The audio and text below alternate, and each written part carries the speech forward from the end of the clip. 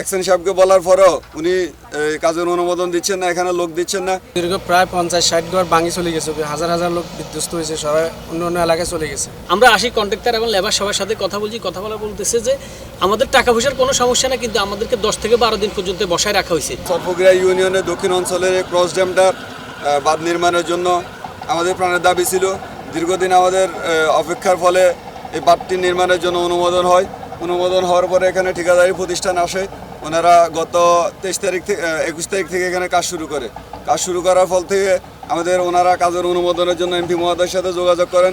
আমাদের এমপি মহোদয় ওনার ব্যস্ততার কারণে উনি আসতে না পারার কারণে উনি এক্সেন সাহেবকে ফোন করে বলে দেয় কাজটা যাতে যথাসময়ের মধ্যে শুরু করা হয়।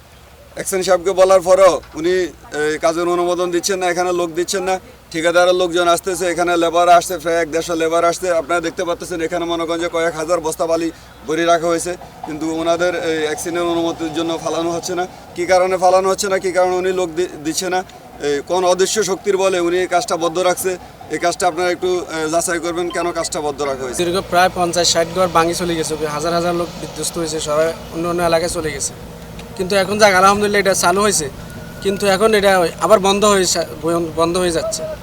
এখন এই ব্যাপারে পানি উন্নয়ন বোর্ডের কোনো উদ্যোগ নাই, ওনারা আসতেছে না আমাদের এখানে, ওনাদেরকে সহযোগিতা করতেছে না যারা কাজ করতেছে। এখন বন্ধ হয় আবার চালু হয়, এটা আমরা বুঝতেছি না। এখন এটা কি অন্য কোনো সমস্যা হয়েছে কিনা এটা আমরা বুঝতে পারতেছি। 15 দিন আগে এখানে কাজ শুরু হয়েছে, বস্তা টস্তা নিয়ে আসছে। এলাকার বাসী সবাই খুশি, যেহেতু দীর্ঘদিন এখানে বাঁধ হওয়ার জন্য আন্দোলন করছে সাধারণ জনগণ। আমরা সবাই খুশি। এখন হঠাৎ করে লেবার যারা কাজ করতেছে তারা কাজ বন্ধ করে দিছে। আমরা ভাবছি কোনো লেবারদেরকে টাকা পয়সা দিচ্ছে না কন্ট্রাক্টর, এরকম কোনো সমস্যা কিনা। আমরা আসি কন্ট্রাক্টর এবং লেবার সবার সাথে কথা বলছি, কথা বলা বলতেছে যে আমাদের টাকা পয়সার কোনো সমস্যা না, কিন্তু আমাদেরকে 10 থেকে 12 দিন পর্যন্ত বসায় রাখা হয়েছে। কেন বসায় রাখা হয়েছে? বসায় রাখা হয়েছে যে এখানে পানি উন্নয়ন বোর্ড থেকে বলছে যে এখানে অনেকগুলা সমস্যা আছে, এগুলো এখন বন্ধ থাকবো। আবার পাশাপাশি বলছে এমপি সাহেব নাকি বন্ধ করছে। এখন আমরা এমপি সাহেবদের গতকাল আমি কল দিয়ে জানতে চাইছি, আমি বলছি যে না, এরকম কোনো কিছু তো হয় নাই, তোমরা ইঞ্জিনিয়ারের সাথে কথা বলে কাজ শুরু করো। এখন আমরা যে আজকে সকালে ইঞ্জিনিয়ারের সাথে কথা বলছে যে এমপি সাহেবের সাথে কথা বলে উনি এটা সমাধান করবে। এখন পর্যন্ত কোনো সমাধান পাইনি। ঠিক আছে, জাহাজ বছর যদি করছে বেকার খামাকা হয়েছে, সেটাও বান কোনো কাজে তো ফসল না। তখন সেটা যদি বান্ধে তাহলে কাজ নইলে জোয়ার উঠে যাচ্ছে, পানি উঠে যাইতেছে, বাড়িঘর সব তলে যাইতেছে। এটার লাই বাড়িঘরে মা বাবেরা কেউ থাকতে পারে না, এই কারণে পানি হইলে চলে যাবো দিকে। এটা এদের আগে কাজটা চাই। এটি প্রকল্পের জন্য আমরা ওখানে ক্লোজারের জন্য ঠিকাদার সব ধরনের প্রস্তুতি নিয়েছে। তবে বিচ্ছিন্নভাবে কিছুদিন আগে ঠিকাদারদের লেবার শেডের মধ্যে রাত্রেবেলা কিছু দুষ্কৃতিকারীরা অতর্কিত হামলা করে, লেবারদের আহত করে এবং তাদের যে শেডটা ক্ষতিগ্রস্ত হয়। এ ব্যাপারে আমরা থানায় অভিযোগ দাখিল করা হয়েছে এবং আমরা সংশ্লিষ্ট মাননীয় সংসদ সদস্যের সাথেও আলাপ করেছি এবং জানিয়েছি। এবং আমরা এখন মাঠ পর্যায়ে আমরা প্রস্তুতি নিচ্ছি।